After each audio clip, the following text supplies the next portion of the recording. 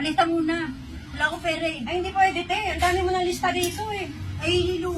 Hindi, dagdag mo din sa listahan ko. Kababayaran ko bukas. Ay, sorry, te. Hindi ko bibigay Ay, sa'yo. hindi pwede. Nalibarot mo na eh. Ay, hindi pwede, te. Kasi may listahan ka pa rito. Eh, wala na nga akong puhunan. Inutang ko lang yan sa Bombay. Pinanot mo na hindi pwede. Masira yan. Ay, ano, hindi pwede. Hindi na wala akong ulan. Nagugutom na ako. Ate, hindi pwede talaga. Pasensya na. Bayaran mo muna yung utang mo. Nga ba na may listahan mo rito eh. Idagdag mo sa listahan ko. Bukas ako dyan babayaran na kita. Ate, pasensya na talaga. Hindi pwede. Ano ba naman yan? Ay, balot mo na eh. Ate, ang lita na yung puhunan ko. Tingnan mo naman yan. Yan lang paninda ko. Tapos kung... Te, babayaran kita bukas. Sahod namin. Ibigay mo na yan. Ate, ilang beses ko na narinig sa'yo yan na laging bukas. Alam mo ba yun?